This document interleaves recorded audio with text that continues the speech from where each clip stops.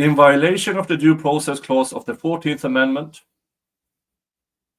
and NAPU versus Illinois, in this progeny, the state presented the testimony of Brad Weber that Mr. Weber arrived home in his white van about 2:30 p.m. on February 13th, 2017, either knowing that the testimony was false before it was elicited or failing to correct it once it had been elicited. Yes, folks, we are talking about the thing the prosecution claims only the killer would have known, the van. You need to pay attention now, and because this van wasn't there at 2:30 p.m. Brad Weber lied. He lied back in 2017 about his whereabouts, and he lied in court.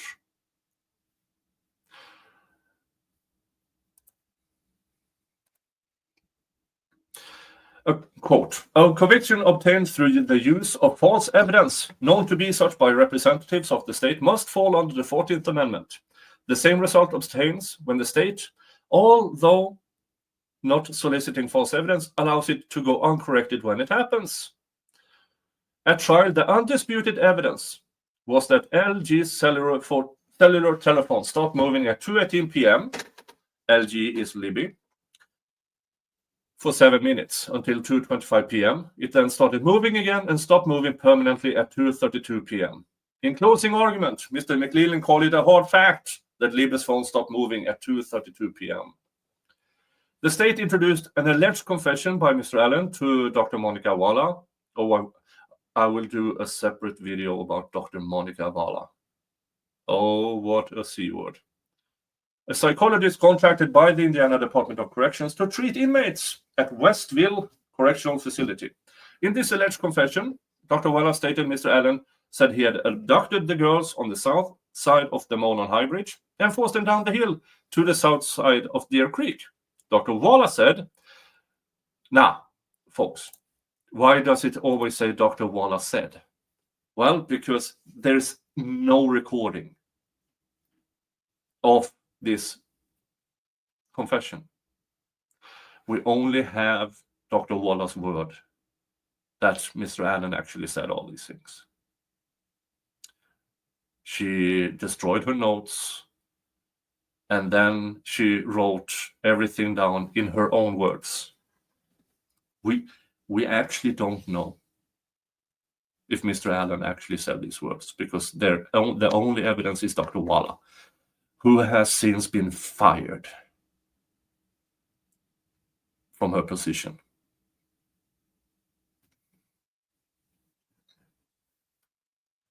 If you're listening to this, Dr. Walla, you need to come clean. Doubt she will, but she needs to. Dr. Walla said Mr. Allen said he became scared when he saw the van and crossed Deer Creek from south to north, from the Weber property to the Logan property, taking Libby and Abby with him. The state also introduced the testimony of Brad Weber that he left work at the Subaru factory in Lafayette, Indiana at 2:02 p.m. and arrived home in his white cargo van at about 2:30 p.m.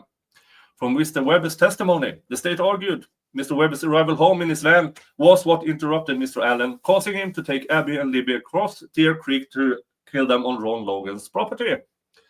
The arrival of Mr. Weber's van at about 2:30 was a detail only the killer would know, said the state. The problem is the state also contended that Libby and Abby died near in time to 2:32 p.m.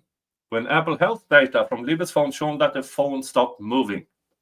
If the arrival of Mr. Weber in his van interrupted Mr. Allen, forcing him across the creek, Mr. Weber would have had to arrive near his parents' house at the end of the private drive before 2:32 p.m. when, according to the state, the phone stopped moving and was located north side of Deer Creek. Yes, folks.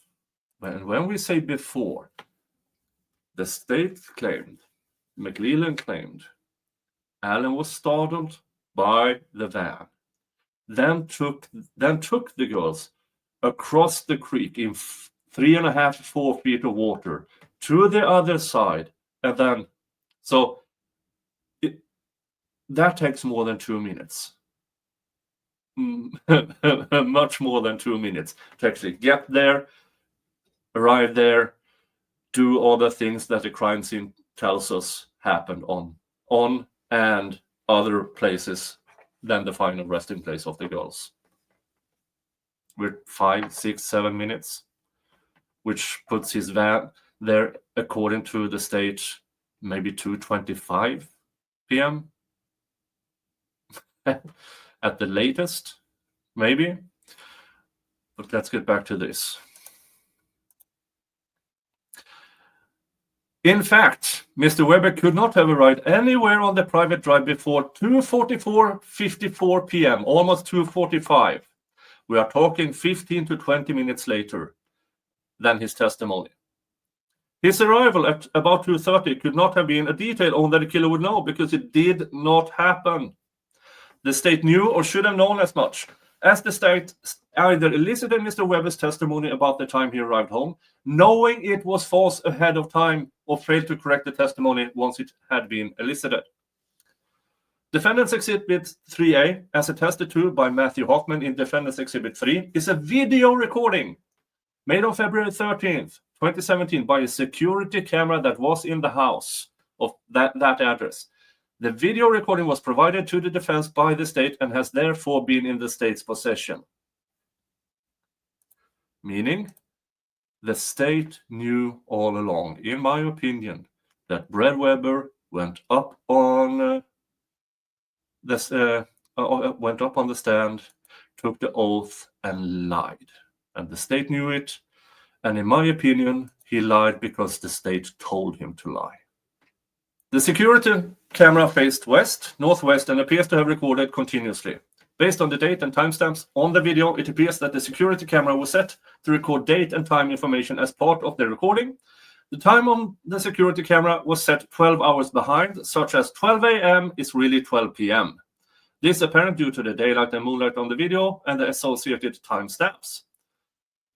The security camera had a wide-angle lens who captured video of traffic on this county road and the beginning of the private drive to the Weber property.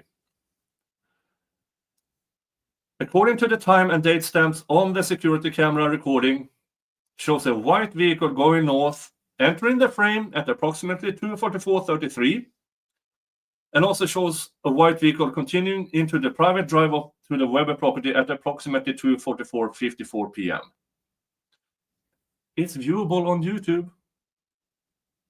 It's out there.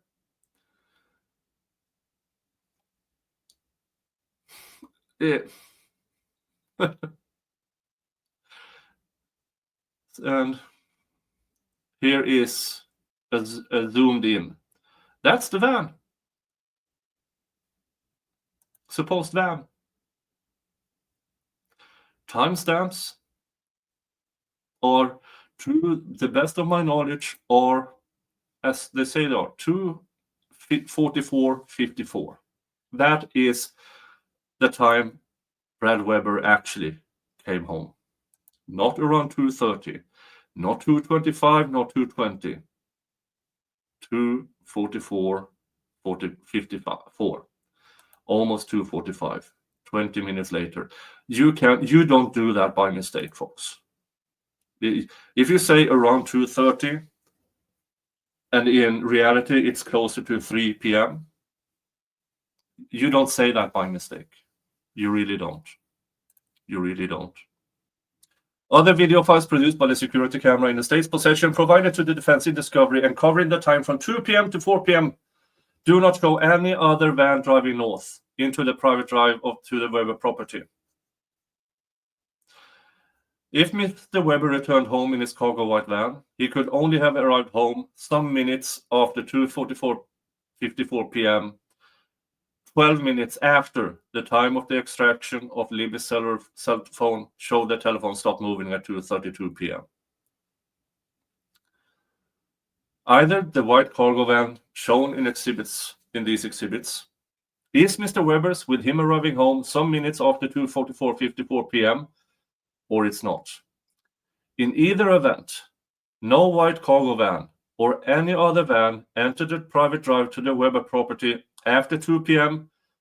and at or before 2:32 p.m. on February 13th, 2017.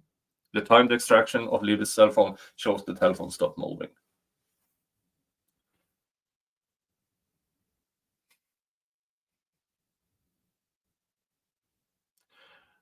To obtain Mr. Allen's convictions, the state explicitly relied on Mr. Weber's testimony about the time he arrived home and used that testimony to corroborate Dr. Wallace's rendition of Mr. Allen's statement that he became scared after he saw a van, so he took the girls to the north side of Deer Creek and killed them. This was the only statement allegedly made by Mr. Allen that contained any detail of the murders that might be true. The state therefore cannot show Mr. Weber's uncorrected false testimony about the time he arrived home did not have an effect on the outcome of the trial. Accordingly, for either reason, the court will either vacate Mr. Allen's conviction or set this motion for a hearing. Again, the McLeland being out on his PR tour, Holman being out on his PR tour, the floodgates are open. We now get more and more evidence that McLeland knowingly brought forward false evidence and false testimony in the trial just to get a conviction. Again, I'm going to do these examples in shorter form, in video format, so you guys can watch, read, and share. Thank you for listening. See ya.